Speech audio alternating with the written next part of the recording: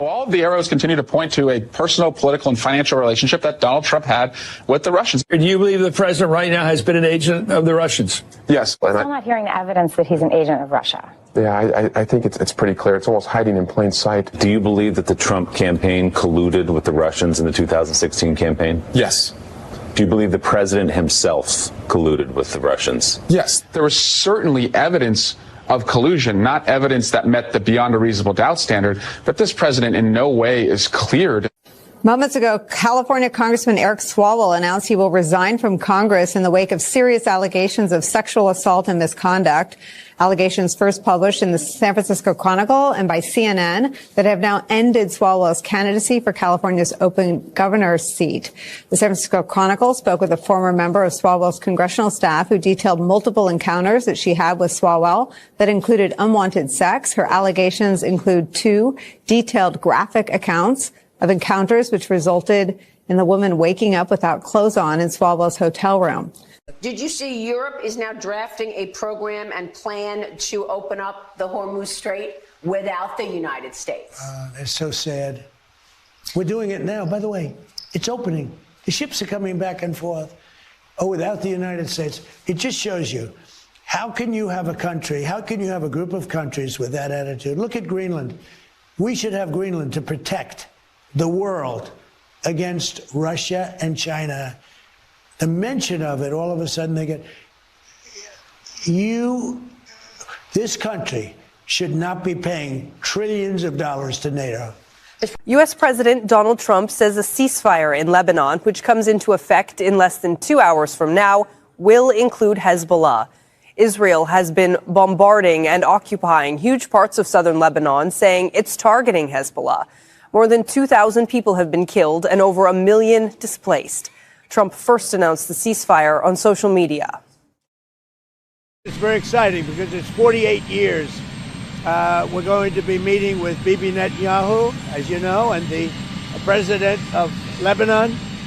And I had a great talk with both of them today. They're going to be having a ceasefire, and that'll include Hezbollah. And I think it could be number 10 for me. The newest members of the Russian armed forces are adopting the latest UAV technology and have conducted countless exercises over the past few months. Consistency and discipline make sure that the standards are upheld. The formation of the troops began last year and is progressing at a rapid pace. All tasks set by the Supreme Commander for the formation and training of personnel are being successfully carried out. The war is ongoing. We cannot afford to give ourselves time to relax. We need to prepare the personnel and accomplish the assigned combat mission in the shortest possible time. The importance of unmanned aerial vehicles on the front lines is currently very high. Sometimes a serviceman must cover dozens of kilometers to deliver cargo to our troops. Walking 10 kilometers puts the lives and health of our soldiers at great risk. Therefore, we are successfully mastering drone technology today to minimize the involvement of personnel for the delivery of cargo to the front line.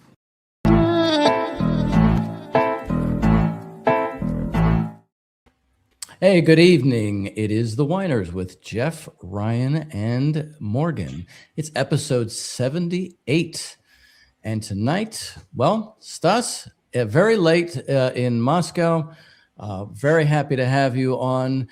Some of our audience probably does know who you are. Our friends in Russia are very happy. They've already sent me messages saying, I'm going to watch tonight's episode. So to them, наши друзья в России должны быть счастливы that you're here, right? What a show off. Gotta say a little, gotta practice all the time. And to our American friends, Stas, you're from the Donbass. And you... Yeah, I'm from Lugansk, to be more specific. Right. You came as a child to the U.S. You served in the U.S. military. Mm-hmm. And I think you were not the only one who was upset about what the U.S. and NATO were doing in Yugoslavia, which is why I think that's when you left the military. No, I actually left later. That was part of it, but the real reason, the underlying real reason, in '99, I was in 18th Airborne Corps staff and G3, which is the operations section of Corps staff. and that you start to see the big picture up there at that point. So outside of when we were planning the mission on taking Baghdad, everything that they were doing, all the exercises, everything was preparing for war with Russia.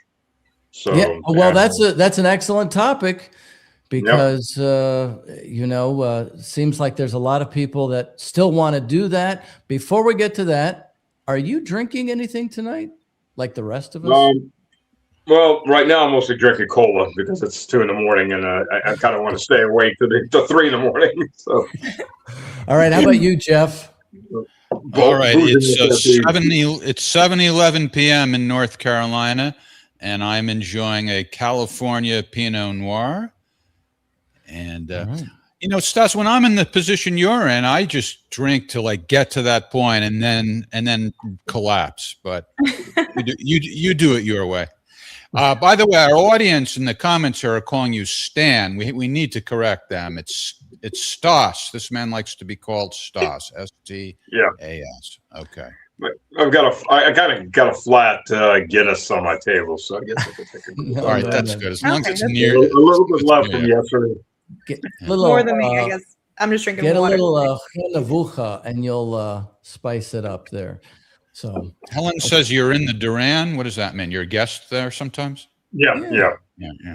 And with Larry C. Johnson and the great Andrei Martyanov. So I'm toasting you and all of them. I'm drinking a Cabernet that I just found in my refrigerator it's been breathing all week long. So it should be okay for tonight. So anyhow, there's a lot of things we want to ask you about. Some of them are political. Some of them are just about whining because we got to whine a little bit. So I'll give it to you, Jeff. I'll let you ask the first question from this. Why are you so jealous? Why don't we get this out in the open now? This is the elephant in the room. Stas, I have to tell you, Ryan is very jealous that you've been spending quality time with Larry the Shirt Johnson. Yeah, I still can't compete with the shirts. Actually, I don't even try. I'd just be a pathetic failure in that case.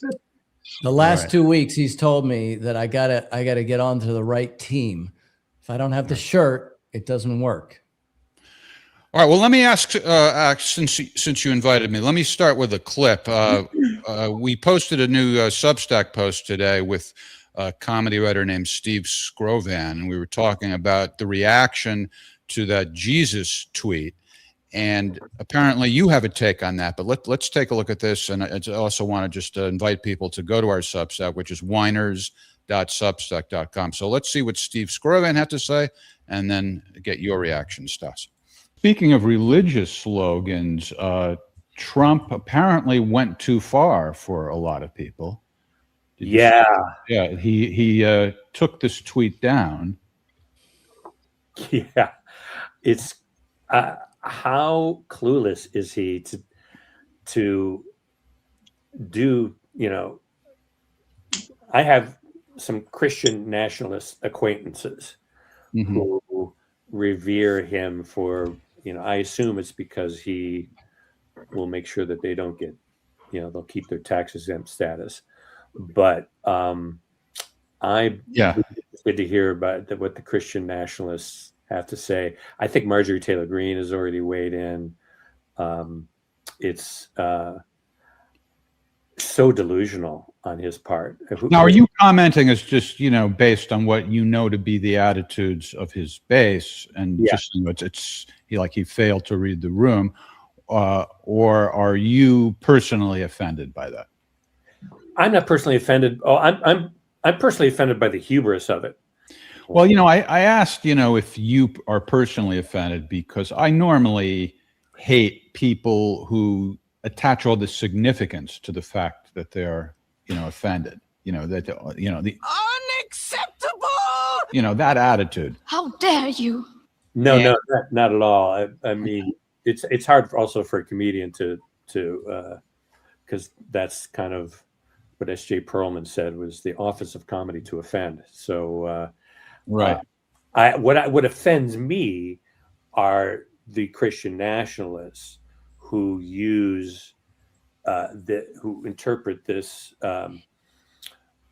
Jesus, this John Wayne macho, badass ass kicking Jesus that 12 years of my going to Catholic school does not recognize at all. Oh, all right. What do you say about that stuff? Is it the Messiah? I say that's a great way to distract people from the pardon my French, a total fuck up in the Gulf. It's a great way to distract people from a crashing economy. It's a great way to distract people from Epstein.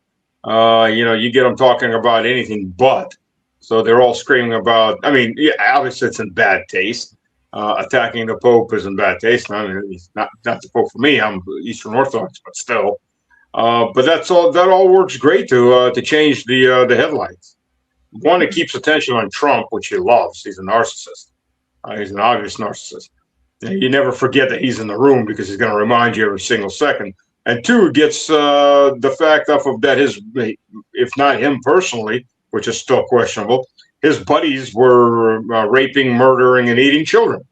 I mean, I don't know. I think about 50, 60 years ago, there might be a revolution based on that. People might actually be there with pitchforks and rifles and torches burning Washington down for something like that. But now it's just kind of like, okay, well, some might get getting eaten. So, hopefully it won't.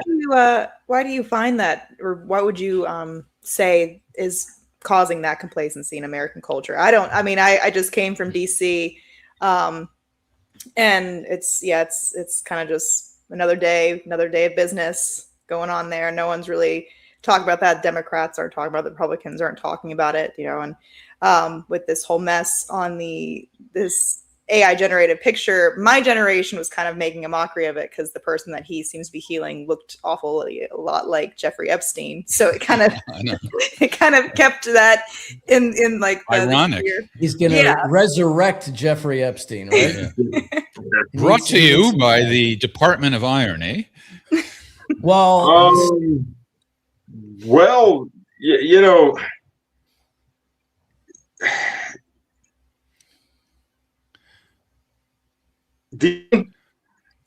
by the time most empires fall, they don't, by the time the barbarians are kicking in the rotting gates, there's usually nothing behind those gates left. They've all eaten each other. Quite literally, Rome was a shadow of itself by the time the Western Roman Empire collapsed. There was almost nothing left of that city. Same thing with the Eastern Roman Empire. By the time Constantinople fell, there was like 50,000 people. The empire had just eaten itself alive. You've seen the same thing in the U.S. This is part of what happens. People become jaded. They don't give a damn. And it just consumes itself from the inside out. Because, by the way, those Epstein elites are also the ones that are robbing everything that is nailed down. And if it's nailed down, there's a hammer to pry it back up and take it too. So, the fact that they can even eat, murder, rape the children just shows you that the empire is dead. I mean, it's a rotting house. That's on its last columns that are rotted through. It's just waiting for somebody to give it a nice swift kick. And we saw that in the Gulf. Right off the bat, we saw that in the Gulf. So you said a couple of things there that definitely got my attention about empire. First of all, my interest in Russia and the United States goes back to the beginning of our country. Really, Russia had a lot to do with the helping to keep and create the United States. Now, one thing I've been looking at in the recent period, again, is the Great Game. And since we're talking about the Middle East, we're talking about Iran, Persia, and these other adventures that you mentioned earlier. The role was always the British Empire trying to encircle or, attack Russia back then with the Great Game. So what I'm wondering is, isn't it just the case that the U.S. policy or Israel's policy, or however you want to, look at that, it's just a continuation of that old empire? And like you say, it's going to fail eventually. With the Great Game, the interesting thing about the Great Game is it's pretty much one-sided. If you look at the archives, the old imperial archives, not only did Russia have absolutely zero intention of going into India, it didn't want to have trade with the various Afghan city-states, but it wasn't planning on entering Afghanistan. It had no desire to do that. the Russian Empire didn't even know there was a great game. That's what So I understand. That's what I British pretty much understand. are playing by themselves. Yeah, so that was pretty one-sided. That was news for Kiev, well, not Moscow or Kiev, for St. Petersburg. We've had a lot of capitals. For St. Petersburg, that there was even a great game going on. So as far as the problem in the Middle East is you have three factions in the Middle East. 2 American and 1 Israeli. So you've got the neocons. I mean, they're the easiest ones to understand. They want to control everything. They want to own everything. They don't want Iran destroyed because then you destroy the infrastructure. The infrastructure is going to make them money, give them control over key resources and the Straits of Hormuz, which is one of the 4 key choke points in the world. And Panama Canal is one of the others. So they got, by grabbing the Straits of Hormuz, they'll have 2 of the other 4 main choke points. So they're easy enough to understand where they're at. They're just plain greedy. They want to own everything, control it. So they want to put somebody in charge that's just going to give them control over all the resources. Okay, that's easy enough to understand. That's one fraction. The second fraction is from Jerusalem or Tel Aviv, whichever you want to call it, capital. Yeah, they do want to destroy Iran and then Turkey and then Egypt because they are building the Greater Israel Project. And they can't have anybody around that has population base and an economy that could actually stand up against them. I mean, look what they're doing in southern Lebanon. Never mind what the Lebanese government did was just sell out a third of their country. That's kind of pitchforks and torches and ropes type territory. But the Israelis are out to exterminate basically everything that moves that isn't Israeli, and they flat out tell you that. I mean, it's not a conspiracy theory when the finance minister describes in detail river to the river when they're wearing big patches that says river to river, and they're all going, yeah, get rid of the people there. And they're flat out members of Knesset telling you, we're going to, exterminate the population in Lebanon and just annex it and build our own villages there. That's faction number 2. And then you got the faction number 3, which is also from America, and then you got the Christian Zionists. They want to go a little further. They just want Armageddon. They want to teleport straight to heaven because that little heresy that they consider a religion has nothing to do with Christianity. They're looking for that second coming, kind of part A, since they really like second and third coming now. Them, when they all get to teleport up. My only question is, do they teleport naked or do they teleport with their clothes? My question's always been, is it before tax day or after tax day? You know what I loved is like the Seventh-day Adventists, when they constantly try to predict the end of the world. So the people that believe in the end of the world, you would think if you know tomorrow is going to be the end of the world, you'd be on your knees praying for your soul because you're about to go meet Jesus. What do they do? They take our credit and they go party. They go straight hedonism. Of course, the next day the world didn't end, and oh crap, the bills are due. What do we do now? But the simple fact is, you think if you're actually a believing person, you kind of be like on your knees, hoping to save your soul. But no, they take a slightly different approach.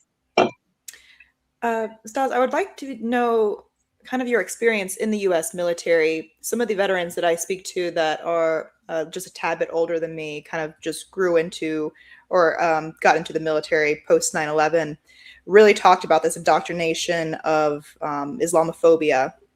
But now we're seeing this progression into Christian nationalism, where you have Pete Hegseth giving these preaches every Sunday. You have some members in the military raising the alarm bells about their generals citing the books of Armageddon on why this war in Iran was justified. So what is your kind of take of when you were in the military?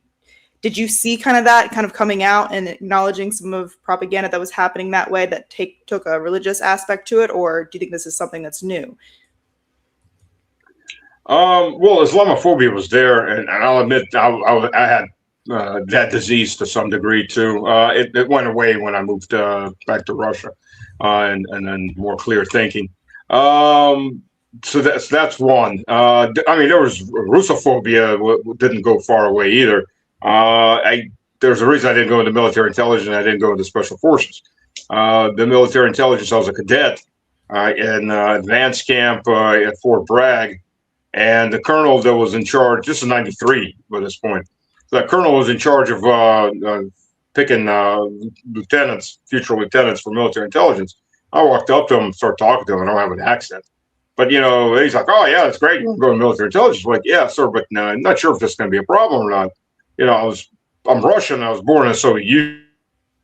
There's no point in hiding because it's on your first page. It's in your bio. Your religion, your nationality, your place of birth, and so on. Well, he told me where I could go fuck myself. And there's so many words. So and then turned around, and marched off. So that was that. When I tried to get into special forces, I was a captain already. So they didn't curse at me. They were nice enough. There's no way to describe it, but they basically came down. We don't know if we can get you a top secret clearance. We're not going to bother trying. We've got Russian speakers anyway. So bye-bye. We don't need Russians. Okay. That's, it's it all came down to racial. No, I mean, I met Armenians, Ukrainians, Jews, whomever from the Soviet Union. They all got, they were all taken by the hand and got their clearances and everything else. It's just the fact that it was Russian. So yeah, I mean, you got that. So that never particularly went away anywhere. The Christian Zionism, when I was in, it was a French thing. I had a couple sergeants that were heavily into it. I mean, they just got on everybody's nerves. I told them, take it after hours. You want to stand there in the corners preaching somewhere. If the police don't arrest you, it's your time. You want to talk to people about this when it's off duty, but they don't go tell you to shove it.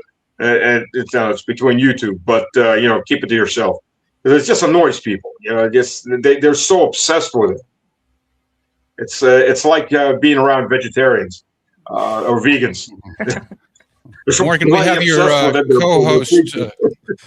We have your co-host Ellen Jimerson calling in on the phone. Shall we check in with her? Yeah, of course. Hey. Hey, Ellen, how you doing? I'm good. How are you? Pretty good, thanks. Can we all hear each other? All right. Yeah, Yep. I can hear. I can hear you. We saw your comment on YouTube. You have a very provocative take on the Trump tweet. What's on your mind there? Oh, it's just that it's silly. It's a cartoon. It's Trump with an American flag putting his hand on Jeffrey Epstein's head, apparently to try to resurrect him from the dead. Who cares? There's so many things that are honestly offensive, and that's not one of them. Not to me. Ellen, marry me. I thought I was the only... You were the only other person besides me. I didn't even say anything. I was too scared to. You've emboldened me. I feel exactly this. I feel exactly the same way. Stas said it was a distraction. That's what he said. Yeah. Kind of the same thing too. Oh, okay. So maybe you don't find it that offensive either, Stas? Oh, it's offensive. It's meant to be offensive. As an Orthodox Christian, I find it very offensive. But that's the point, though. It's meant to be offensive to keep you looking at that offensive. Right, it's offensive, but I mean this business of it's beyond the pale. Oh my God, these gone too far. That's the point, Jeff. You're missing it. Stas is saying it's to get you to do that so that you forget about the really important things. Yeah. All right. If you look at any big argument in Washington, don't look at the argument. Look what gets passed behind the argument. While everybody's concentrating on one argument or one scandal or another, look what the bills get passed. Same thing in Europe and everywhere else. They'll generate a scandal, so everybody's just looking that way. Look, it's a bird. Meanwhile, they're moving trucks worth of crap legislature or other things through, and then by the time you realize what the hell happened, it's too late. I mean, look, the Poles did it with the draft. It was called Easter, 2 years ago. Well, everybody was on Good Friday and out. They voted through a draft. So by the time the people came off the holidays, like, you got the draft back. So surprise, that's how they work. You got unpopular things and nobody wants to support, do a distraction. Holidays are a good distraction. Trump uses that all the time. Yeah, Stas, well, actually, you made me think about this with... Oh, go ahead. I'll let Ellen I'm sorry. ask another question. Go ahead. There's a lag here. So I don't really have a question. But as I said in the Substack article I posted today, which was an open letter to Nadia Bolz-Weber, the thing that I've been talking a lot about with Morgan is that one thing that there are things that should be scandals that aren't. And genocide is one of them. Free trade agreements are among them. And most recently, the medicalization of children who say they're trans, it boggles the mind that right-thinking people who consider themselves liberals, could ever go along with the idea that children can consent to having perfectly healthy breasts and penises removed and be given puberty blockers, which sets them up for a lifetime of distress. Well, you're right. And That's as I said in what I said in my article was that you can look and look and look, but who is the one politician who has actually done something about it? Trump. Now, he's personally offensive to me, but I mean, he's not. We have to look at reality, and reality is that, Clinton came up with the policy of funneling migrants to their deaths in the Sonora Desert, and Obama was the deporter in chief, and Biden started the genocide in Gaza, and Trump is an oaf. He's an ignorant oaf, but he has done some things to try to curtail what's happening to these kids. And as a historian, I think that one day down the line, this will be considered the medical scandal of the century, rivaled probably only by the Tuskegee syphilis experiment. But at any rate. All right. Well, thanks for the call, Ellen. And Ellen and Morgan have their own podcast on Tuesday nights at 8 p.m. And this is their main topic. So check it out. Thanks a lot, Ellen. Take care. Thanks, Ellen. Thank you, Ellen. All right. Well, it's a whole cultural decline, right? It's the whole, I mean, that is sort of what we were saying there. It's the cultural decline. It's the economic breakdown, wars. It's like, what is it? The 4 horsemen of the apocalypse, right? All of the different diseases that were visited also on Israel in the Bible, I guess you can go back to that. So one thing I was thinking about in that context, in terms of the distraction, what's the state of the U.S. military now? I think that would be something to distract people from. Well, okay, so let's begin with the fact that the U.S. military as a functional entity, the U.S. military, U.S. Army, we'll go with that, for 20 years was fighting insurgency warfare on a battalion and lower level. What does that mean? So you've got a brigade, and the brigade has 3 battalions, and they're all in constant rotation. One's in, one's just out, and another one's getting ready to go. So first of all, you have no concept for 20 years on how to function as a brigade, let alone as a division. And the U.S. military suddenly looked around and said, oh, if our politicians really want to fight Russia and China, what do we do? Because we can't fight Russia and China because we physically can't fight as a brigade. We don't know how to fight as a division. That's a skill set that's gone. And the people that knew how to do that, 90+% of them are gone because just retired out or died out or what have you. That's one thing. U.S. military is in shit shape, just flat out. Starting with the Army, there's a reason that last year the U.S. Army, the U.S. military in general, had a 22.3, I think it was a shot. So I just say 22% obesity rate. Every year it gets worse.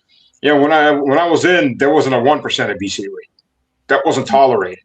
If you were a senior NCO, mid-rank, or senior NCO or an officer, and you started to go obese, it pretty much kissed your career goodbye. If you were a junior NCO or a sergeant, you had somebody placed over you, and you were run and drilled. Somebody was watching what you were eating, and you were taking PT tests every month to make sure you were back in shape. I mean, I was getting tape tested. I wasn't fat. I had a 32-inch waist, but I'm heavy because my muscle mass and bone density. So I was peaking over the body fat index, which is just mass, your weight versus your height. So I had to get taped every single time. Never had a problem passing. I was within all parameters. I was just heavy because of muscle mass. But that was what it was done. Everything was tested. Those standards are still there. They just got waived.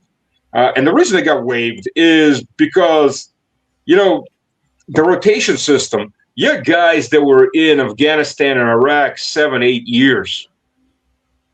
And we sent in because when the battalion comes back, it's not going to get deployed for a year. But there's another battalion that's getting ready to get deployed to replace the battalion that's in there right now. And what happens is when you don't have enough people, Battalion 1 or Battalion A is in, Battalion B it comes back in, Battalion B is there, Battalion C is getting ready to go there. The battalion commander in Battalion C calls up to Battalion commander in Battalion A and goes, hey, I need so many of these sergeants in this MOS. I need so many lieutenants in this MOS. I need so many captains in this MOS. Send me what you've got. And people that just spent a year in, they get back, and after a couple of months, they get a notification they're being transferred from Battalion A to Battalion C. And guess what? You're going back in. And families are gone. Kids are calling someone else daddy, and so on and so on. Which by the way, we got. We were even briefed to be on the lookout for increased murder-suicide rates when guys came back, but for some reason it was only with the married guys. And that's how it was phrased. We don't know why, but it's only the married guys. Like, seriously, you don't know why?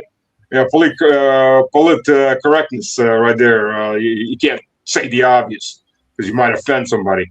Well, part of this, though, the reason I was bringing this up to you is Scott Ritter was talking with somebody about how it's become a career. You're talking about the obesity.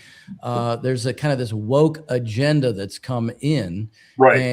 And he was saying it from the standpoint of the career mindedness. I'm just thinking in terms of what is the state of the, people don't have any idea what's the state of the Russian military because of the propaganda here, or for that matter, the Israeli military, which may be just being decimated. But certainly we don't know what Iran's military is like, although we do know they're dominating the situation right now before the ceasefire. Well, I'll get to the Russian military then in a second. Right. What happened with the U.S. military, though, is these guys come back and they go to their friends, they go to their brothers, they go to their kids and say, "Don't go serve. It ain't worth it.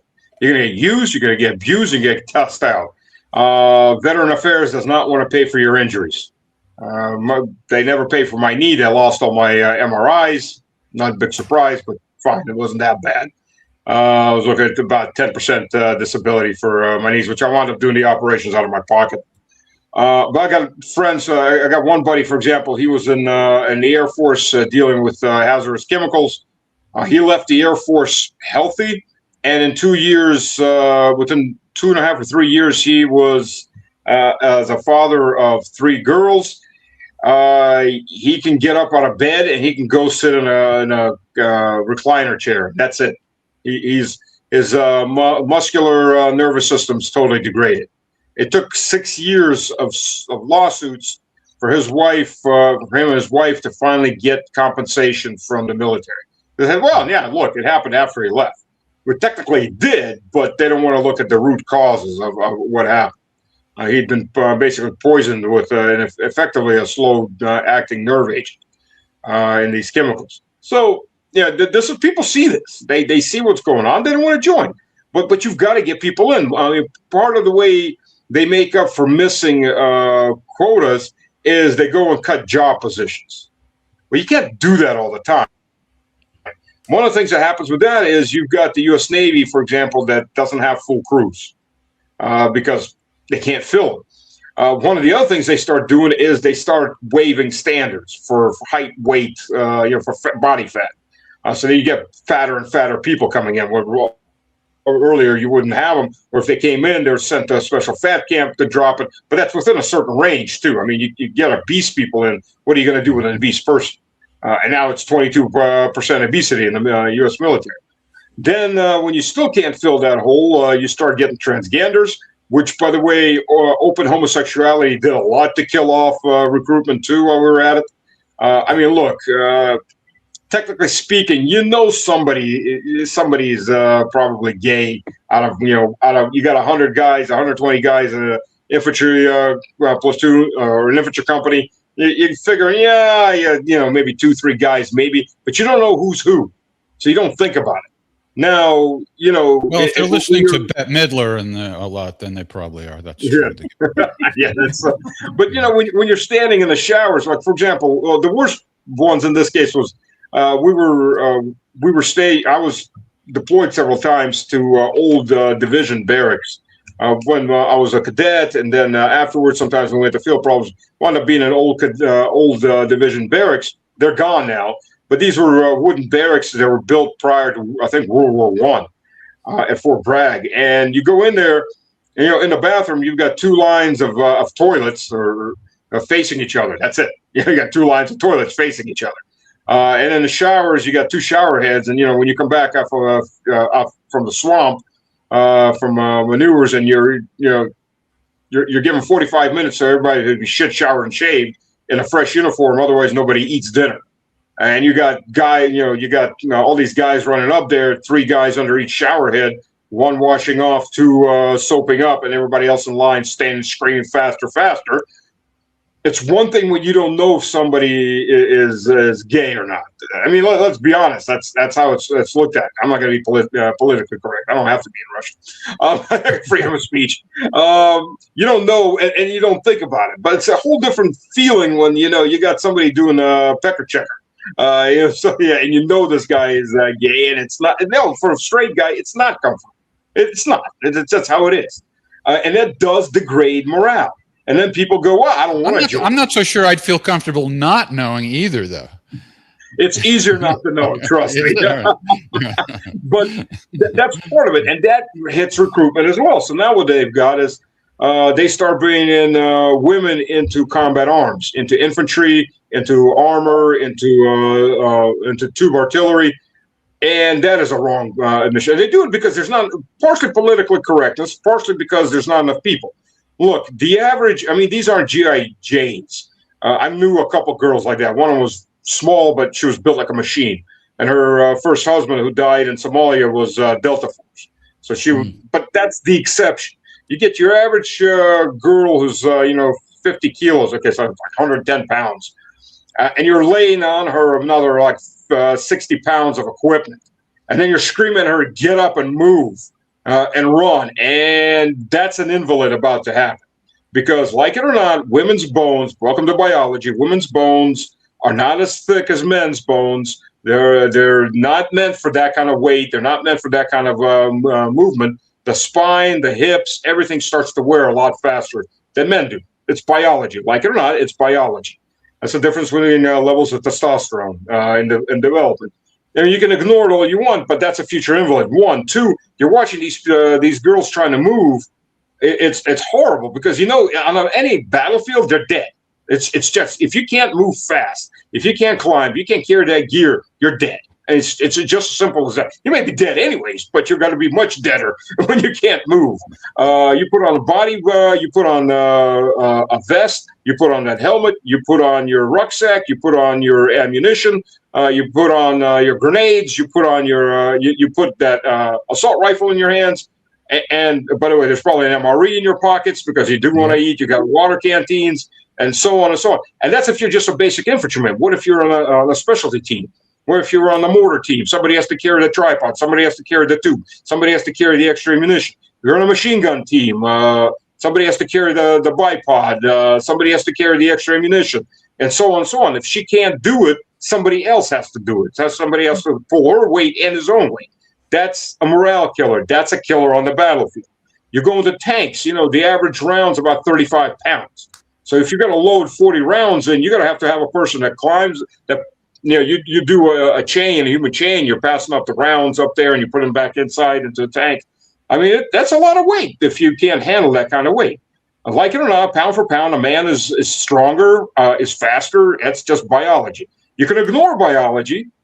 You can ignore it all, but in the end, it comes back and bites you. So that also degrades your combat efficiency. Now, would any American general ever admit to that? Oh, hell no. Generals are not picked for their because they're bright. Generals are picked because they kiss ass. And they kiss ass because once they're done, they're going to get $1 million career, either as a lobbyist, on a board of directors, reading teleprompter on CNN or Fox. That's they're never gonna tell the truth.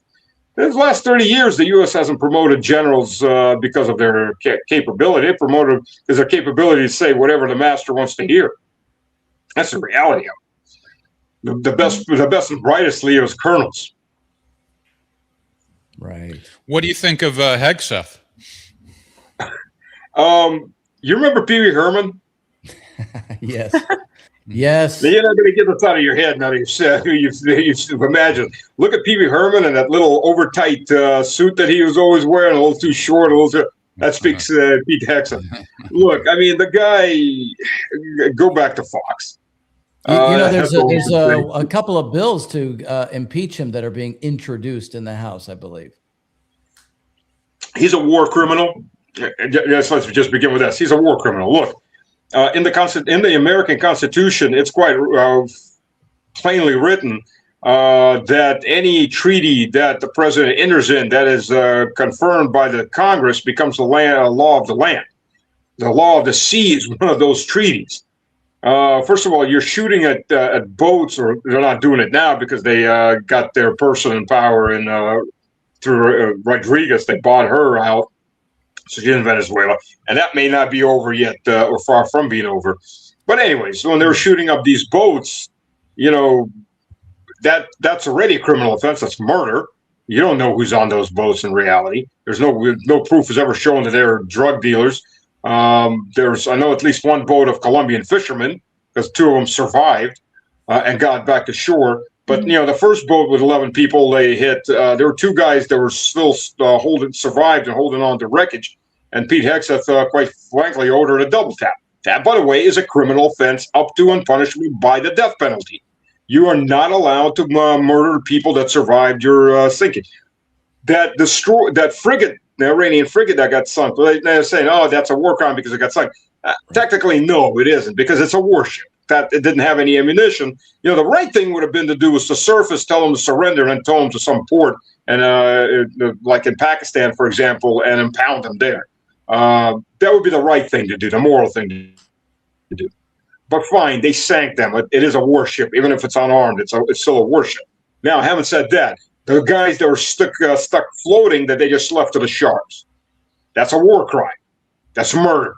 Because by the law of the sea, you're supposed to pick up any survivors. Then you can go take them and impound them wherever you want to impound them in. But that, again, that's a war crime. So the U.S. military is committing war crimes just on that level. And it's committing them because it's getting a command, and the officers aren't resigning in protest like they should be. They're complacent in committing war crimes. The very fact that you had, 5 or 6 senators and congressmen, they were former military, former CIA, that made a video reminding, but that you are not supposed to commit war crimes. You have the right to refuse to execute illegal orders, and they got what? They try to put them on, tribunal. They try to put them in jail. Destroy them. They try to bring a couple of them back on active duty so they could put them in front of a jury. Or to demote them, or to. Yeah.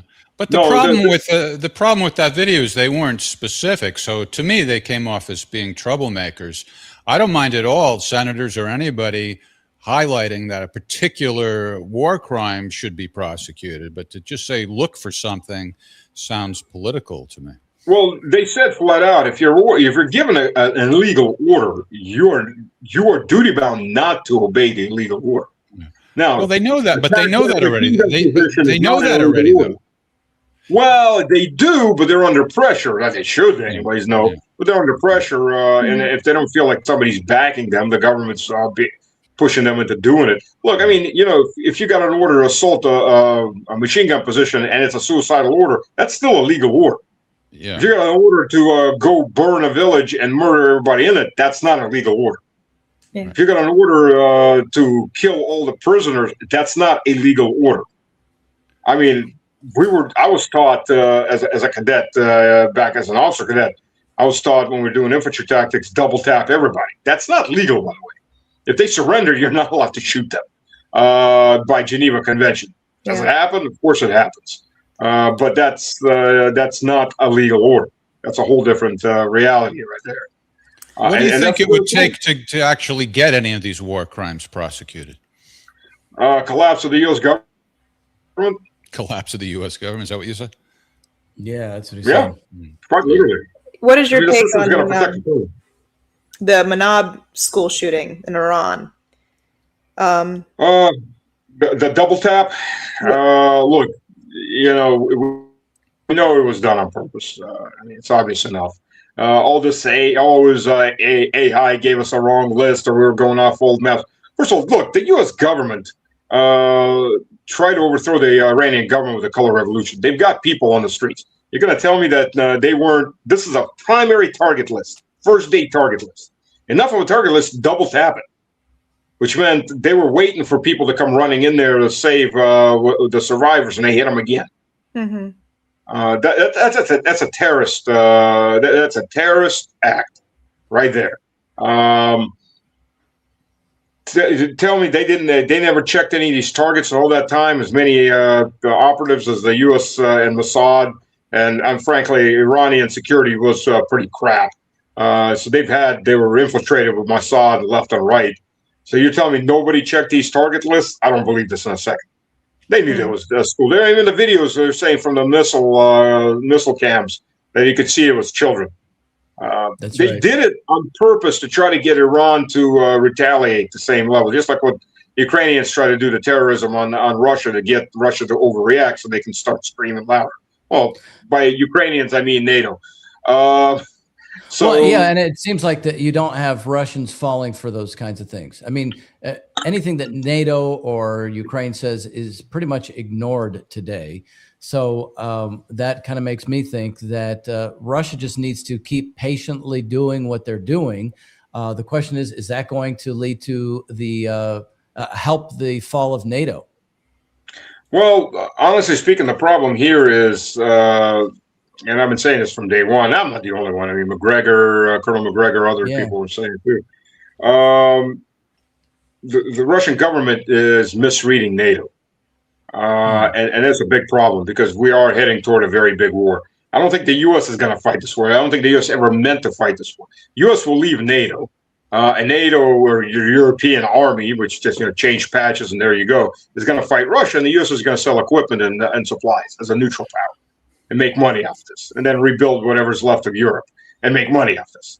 I mean, this is a conversation that, by the way, appeared first time I read it. I think it was in Forbes in 1998.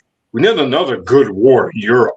Get rid of our debts, become creditors, rebuild them, suck them dry while we're at it. All the good stuff. So this is 20 years ago. So you say that Russia doesn't see that. You say that they don't see that. They're starting to see that. The problem is, 3 years ago, I told I was on different Russian channels. I was like, look, the proper thing to do is to hit hard and leave a mountain of corpses of the Ukrainian army. And if NATO is supplying, strike NATO, strike those bases, not just strike them, wipe them out from end to end. So there's no doubts what you can do next. That will put a freeze on everybody, and everybody's going to go, oh, wait. Well, the Russian government's going the other direction. They didn't want to overreact because that would spook NATO and maybe they'll escalate. Well, that had the exact opposite effect because they didn't overreact. They didn't react hard enough. What these generals and what these politicians are going was, oh, they're weak. We can take them. And they just bred stupid arrogance. Look, the first country to give heavy weapons to Ukraine was Slovakia. Why Slovakia? Because Slovakia is minor. And if Russia smacks the crap out of Slovakia, well, yeah, okay, it's nothing big. We'll back off. We got it. But when it didn't do that, oh, okay, got it. and the floodgates were open, and we're off to the races. And it's just been one step after the other step after the other step.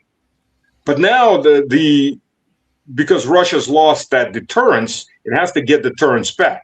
But because we're at that level that we're at, that hit is going to have to be huge to get everybody's attention back on it.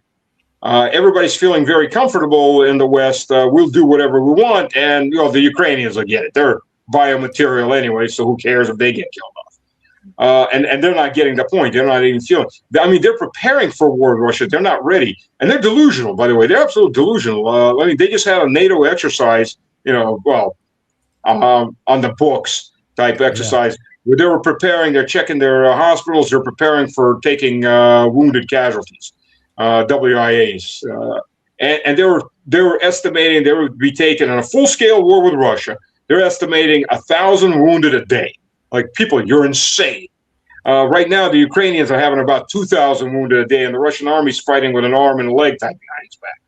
I mean, you want a full-scale war with 20, 30 million people on each side fighting? You think you're going to take 1,000 wounded a day? You'll be taking 1,000 wounded in an hour, at least.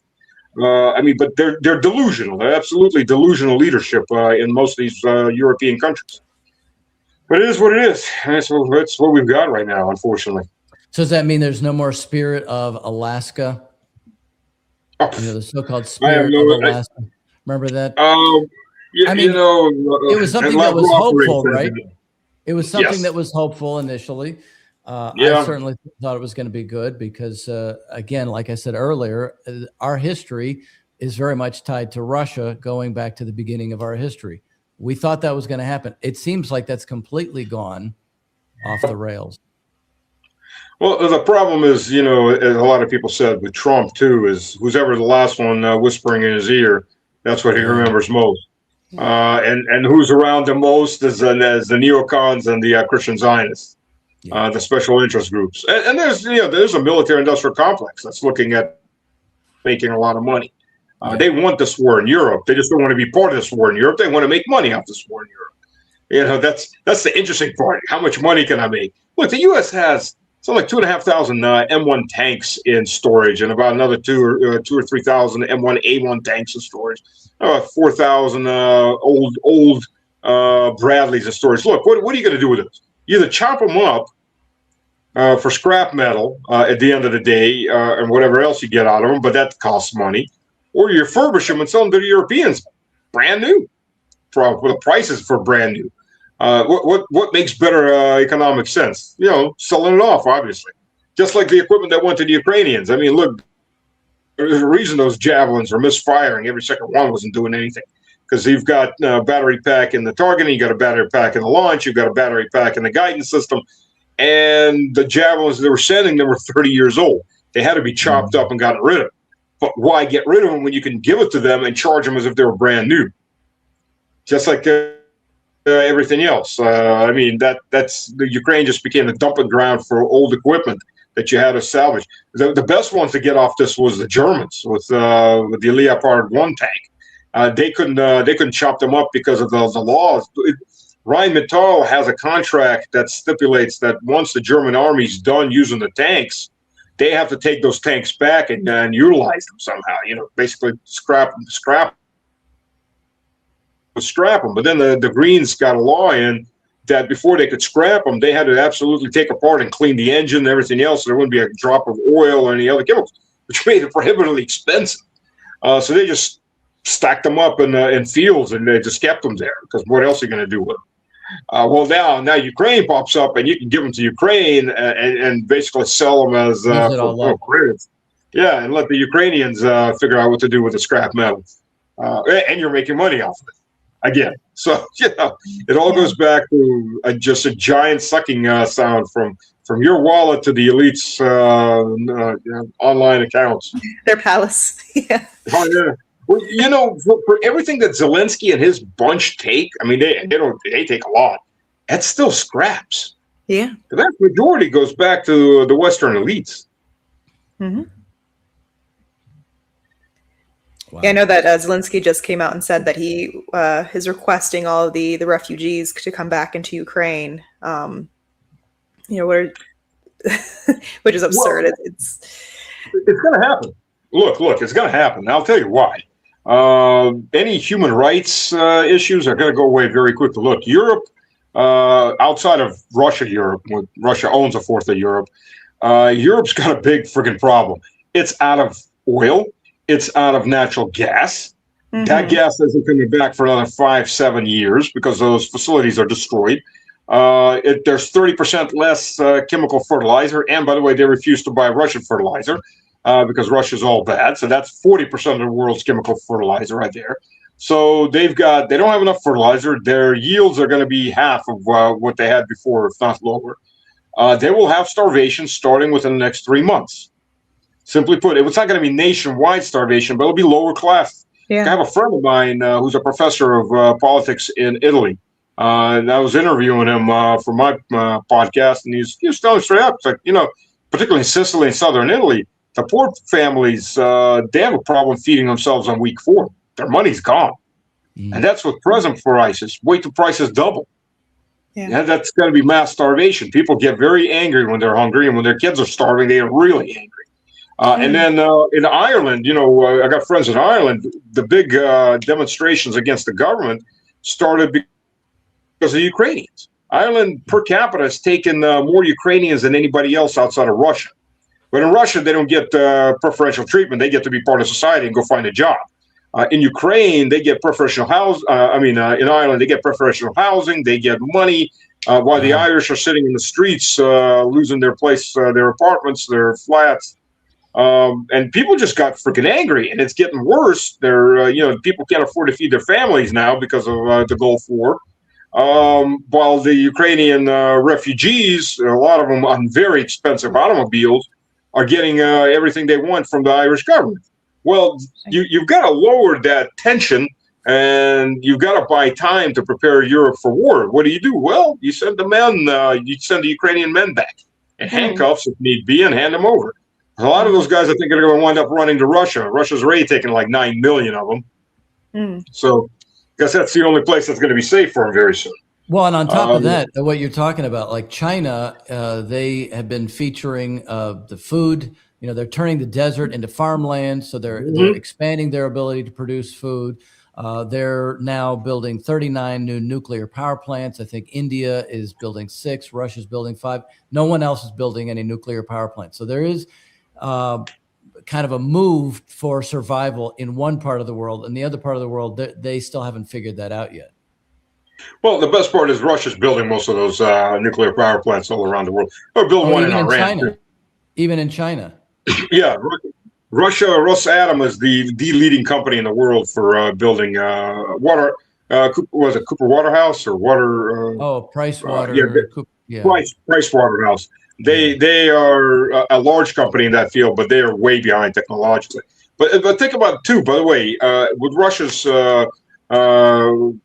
new weapon systems like the Poseidon Burevestnik, which have a miniaturized nuclear power plant. It's 11 times smaller than a standard nuclear power plant. You put it in a big cruise missile. Right. That can be that's military technology right now. But let's take a step back and look at what it can be done on the civilian side. You could quite literally put a nuclear power plant in almost every village. If it's a meltdown, it's not much of a meltdown. It's a pretty small power plant. But you could use that technology. You no longer need giant centralized nuclear power plants. Every village could have its own power plant. Cheap electricity. Every town could have a company. Yeah, and you're looking at a technological breakthrough, a huge technological breakthrough. That decentralizes your electric grids. So if one goes out, it doesn't take everybody else out, and cascading effects.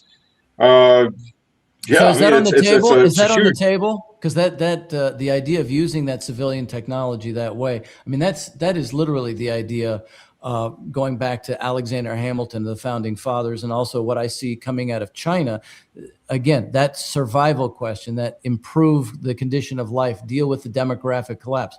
That's phenomenal to me. Is that being discussed the way you're talking about it? To some degree, it is. I think it's still more on the military side. But look, what came first? Shovels or swords? Swords. It was always swords and spears. And then when the war ends, you start figuring out what can we do with steel. Now we have steel. Oh yeah, well, let's make some shovels out of steel. That's how it always works. Technology is almost always advancing in humanity. Anyways, technology is almost always advancing for the military. And then once the military gets its technology and there's a relative peace, time of peace, people start looking around. What else can we do with this? I mean, that's just how it always has been. Gunpowder, nuclear power, everything else. It all came out first as military, and then eventually it makes its way into the civilian market. But so you could put these miniaturized nuclear power plants in every train. You could put them in every ship. I mean, they're that small. That's a lot smaller than I expected. And they're clean. So speaking of Iran, we have this 2-week ceasefire. It just kind of seems like a rearmament campaign on both sides. But news just broke about the ceasefire between Israel and Lebanon, which really just means Hezbollah has to stop.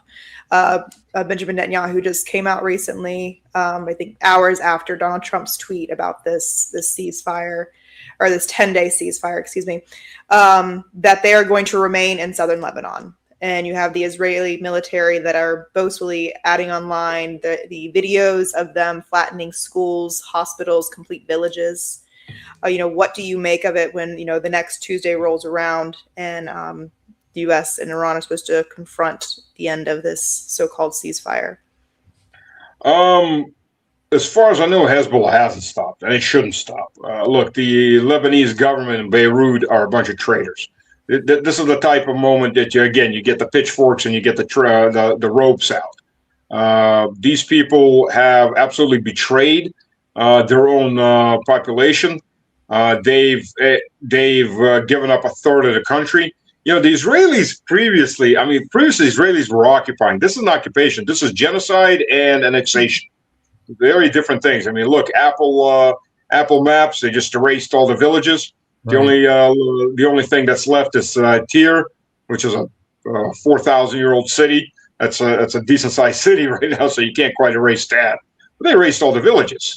And the Israelis, look, the people in the Knesset on the street, members of Knesset flat out saying, yeah, we're going to exterminate everybody there and build our own stuff on top of it. Mm-hmm. Human rights, yeah, whatever. And you can tell that they're serious on this because previously, Lebanon is 30% Christian, 30% Shia, and 30% Sunni.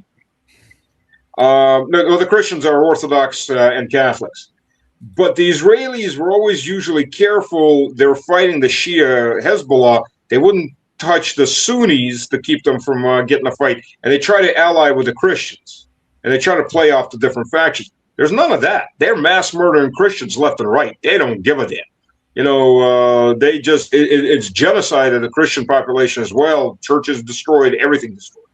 Mm-hmm. So, I mean, this is the ownership class of the U.S.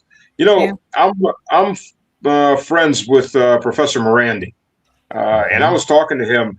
Sunday on Orthodox Easter, he writes me, "Pray for us. We're flying back. We may not make it." The Israelis, they got the news that once the peace talks fell apart, that the Israelis were planning on shooting down their plane. Mm-hmm. Larry Johnson told him, "Hey," because Morandi had said the same thing to him. So, look, ask the Russians or the Chinese to fly you guys back, because the Israelis aren't quite stupid enough to shoot down a Russian or Israeli plane and start a big war. But what they did was they flew on a Pakistani plane. They confiscated all the phones. They flew on a Pakistani plane, just got across the border to the first airport they could find, or airstrip, dropped them off there, and then they took a train because, their plane would have been shot down. This is what we're dealing with, murdering the negotiations team yet again. We're trying to. But the interesting thing that he told me, his team, so they went to Khomeini. Khomeini said, you're fully empowered to negotiate. I trust you. God go with you. The American team, which had two Zionists and Vance, and Vance called Trump 12 times during those calls. At least Trump's his boss. So you kind of understand that, at least that. What you don't hear about is Vance is calling on Netanyahu also, giving him reports, getting orders from him. So again, who's running the process? who's running the empire at this point. Yeah. I heard somebody else. I heard somebody else make that point. How do we know that he was calling Netanyahu? Oh, Netanyahu admitted himself. Mm-hmm. Oh, he did. Okay. Yeah. Oh, he boasted. This is a humiliation ritual. Yeah. I mean, when we're talking about the operations room, and Netanyahu comes in there, the U.S. operations room, he sits at the front of the table, and Trump sits to the side. Oh, that's right. Yeah, that's right. Netanyahu humiliates Trump all the time. He's got nothing but contempt for Americans. Look, you people don't have free medicine. You don't have free education, but they do. Guess who's paying for that? Yeah, I mean, the taxpayer. Now we're paying for the retirement of Israeli military. Oh, you're going to be paying. I'm out of that system. I'm no longer paying any of that. I haven't for a long time. But yeah, Israel has a backstop on any damage it takes. It's called the U.S. tax sucker. The U.S. tax peasant gets to pay, increase his taxes and pay off to rebuild Israel for the war Israel started. But with a country with a population of 6 million, this project of this Greater Israel project, I have a hard time. They're going to have a vast amount of land that they cannot occupy physically with the number of people that they have.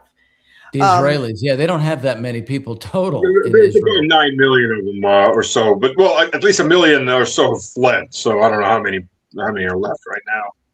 But it's less. So I found that interesting. It's like a tenth of the Iranian population. Oh yeah, absolutely. I mean, the more right-wing settler families and such, they're pretty big families, but still, you're right. I mean, they're planning on getting rid of 100 million plus people out of those regions and populate with. Even if they pulled in a lot more settlers, wannabe settlers out of the U.S., maybe you get 12 million, 13 million. Mm-hmm. But there's no rationality here. I mean, come on. Look, a lot of these guys, they believe they're Messianic. They believe that when Jews, and in this case, Zionist Jews, because to traditional Jews, Zionist Jews are heretics. Just like to any traditional Christian, Christian Zionist is a heretic. Dispensationalism is a heresy, absolute heresy. Burn at the stake type heresy. I mean, that level. They believe that you got to get to the very end where Israel or the Jews in Israel are hanging by a string, and then the Messiah will come and destroy everybody and give them all the land. Mm-hmm. I mean, they're not looking for a heavenly Messiah. They're looking for a king on the ground, an earthly king. And they say it straight out. I mean, they don't hide this stuff. If you want a real interesting lecture, go look up on YouTube from these Zionist rabbis and listen to what they say about the Jewish soul versus your soul. Basically, you're just you're an up-jump monkey, and they have the only real soul. They're the only real humans. This is the level of the people you're dealing with in these in the Jewish Zionists. Yeah. It's how do you negotiate? Remember John Milton said, or I forget, actually, he didn't say it, but I don't know who said it, but whom the gods would destroy, they first make mad. So it's increasingly that they're all insane. Now we know it's late where you are, you got to get some sleep, but I wanted to ask you final prediction or how do you see the situation in the Middle East ending up? And you sort of gave an idea of how you think that the situation in Ukraine will go, but maybe you can give us a thumbnail sketch of how you think both of those will go, and then we'll let you get some sleep. Look, on Ukraine, the only solution is the battlefield. Absolutely. Because I'll tell you flat out, the thing is about the Ukrainian leadership. Okay, look, Zelensky's parents are in Ashkelon, in a mansion that he bought him. His wife and kids are in London. Zelensky is the ninth, at least there was a investigative journalist that came up in the U.S. Zelensky is the ninth largest private landowner in the U.S. now. But he also has an investment bank that he bought in London for £1.5 billion pounds sterling. He's got a casino hotel in northern Cyprus under the Turks, and so on and so on. But he's not the only one. None of those people are planning of dying of old age in Ukraine. Ukraine is nothing more than a feeding ground for them. So their desire is they've got to fight to the last Ukrainian, quite literally. Look, even women, the amount of women in the Ukrainian military has grown to 13.5%. And the amount of women on the battlefield just over the last year has gone from 5 to 7.5%. They're pushing more and more women. This is extermination level because they're making money off of it. So they're going to fight this as long as they can. They don't need any peace. And for the Europeans, they need them to stay on the battlefield as long as possible so they can reindustrialize militarily. So this isn't going to get settled by any kind of negotiations ever, not unless all the top of the food pyramid gets wiped out or at least runs off. Now, Middle East, the best thing Trump could do at this point is let his blockade slowly peter out over a couple of weeks, and then to what's left of his mega base, because what's left of mega is groupies. Everybody else that voted for him left a long time ago because he's done everything that's opposite. These are people that, by the way, give him $30 billion on Trump coins and Melania coins, for God's sake. I mean, most of these people can't exactly afford to give that guy the money away to be part of the family. Here, Dad, have some more of my money.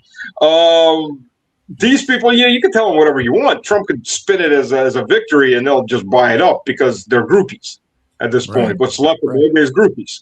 They're hardcore, the Pope's evil because he said, let's have peace. That type, people. So that would be the best. That would be the absolute best thing he could do. He won't, I'm afraid. I'm just hoping he doesn't start a nuclear war. If we get out of this without a nuclear war, we're ready ahead of the curve. Yeah. All right. Well, that makes me want to drink a little bit more. So if people want to follow your work, Stas, we've been flashing your X handle there. Yep. And then your Substack has a name that doesn't seem to correlate with your name. So what's that? Zmei Gorinich is in Russian legend. It's a three-headed dragon. Yeah. Well, all the other cool titles are already taken. So yeah, that's pretty good. That's pretty good. Everything's taken. Do you have a shirt? Do you have a shirt for that? No, maybe I need to make one. The problem with being in Russia, there is no postal system working between Russia and the U.S. No, that's not true. That's not true. I have a friend in Moscow who sent me a card. What was it? It was a Christmas card, and it took 4 months to get here. Oh, wow. There's actually something that's up. Earlier there wasn't anything running because you try to send some documents back to stateside. And, the Russian Post is like, we've got no contact with the U.S. Post. And then they're still FedEx offices, but they're just there to buy time until something changes. Like, no, we don't send any documents anywhere. We had to send it through relations in Georgia. So, Tbilisi, Georgia. I don't know how it got here. He mailed it, and it got here. So maybe something's up. Yeah, 4 months. Geez, it just 2 years ago. The amount of hands that passed through. Yeah. It used to take 2 weeks, or a week to 2 weeks. 4 months. Wow. So that makes it a little hard. Everything to do a little hard. So maybe eventually I should get a three-headed dragon shirt. I figured it meant something. Yeah, that's cool. Well, thanks so much for joining us. I know it's not the best time for you, so we really appreciate it. Thanks. Yeah. No problem. I'm off to bed. All right. You deserve it. All the best. Bye-bye. Good night. All right. The Stasmeister deserves a little shut-eye after that. What do you think? It's good. Yeah. All right, so guys, let's see. This is Ryan's last show with us before not his last show, but his last show before he departs for China.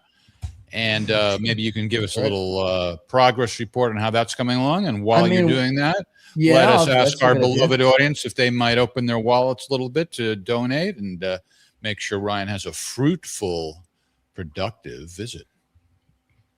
Yeah. Absolutely. Well, that's the one thing somebody said, you put up on the screen. Somebody in the chat said all the attacks against Russia are against China. And I just think it's against everybody. It's not really Russia or China specifically. It's about just destroying everything. So, as I've said before, going to China, hopefully we can learn something that we can bring back here to educate Americans. Yeah. Because China is going like gangbusters. They are building everything over there. And I want us to build some things. And that's a good way to get peace, maybe. So. And are you going to do the Weiners show from China? It'll be 7 a.m. China time when you're there. That's you get up early anyway, don't you? Yeah. Usually. I mean, it'll be 7 a.m. the next day. So I'll be the future talking to the past. Future. Woo! Give us a future reading. And I trust you'll be drinking Chinese wine at 7 a.m. So that'll be an interesting experience, right? Exactly. And I'd like to remind folks to visit our Substack. And new post today, an interview with Steve Skrovan, a comedy writer who worked for Seinfeld and Everybody Loves Raymond, among others. And he felt like maybe there's nothing more to be said about Trump, but I think it was just temporary. And I was kind of like his shrink. It was like a comedic intervention.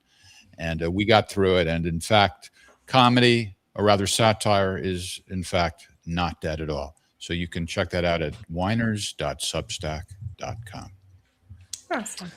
And Ellen Jimerson called us before, so let's clarify for folks that Ellen and Morgan co-host a brand new podcast on YouTube, maybe some other platforms too, but I know on YouTube. That's Tuesday nights at 8 p.m. Eastern time, and your focus is gender benders. Is that correct? Every week. I guess that's one way to put it. Yeah, but it's mainly focused on kind of the cultural aspect of what's really going on in this whole new movement of transsexuals. It's called Moving Parts. It's on every Tuesday, like Jeff said. So far, we've had two really interesting guests that kind of have broadened even my views on this whole subject. So it's very interesting. So hopefully you guys can check it out.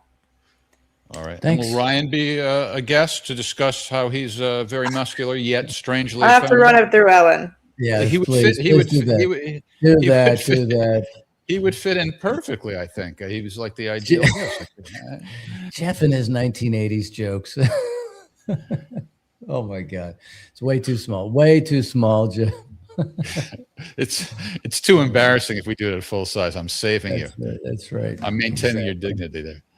All right, everybody. Thanks a lot for joining us, and we'll be back again next week at the usual time, but it'll be just Morgan and I because Ryan will be in transit next week. Yeah. But the Thursday after, we expect you live from your hotel room. Somewhere in China. Or wherever else we're going to be. I don't know. So, all right. Talk to you later. All right. Bye, guys. Good night. Good night. Bye-bye.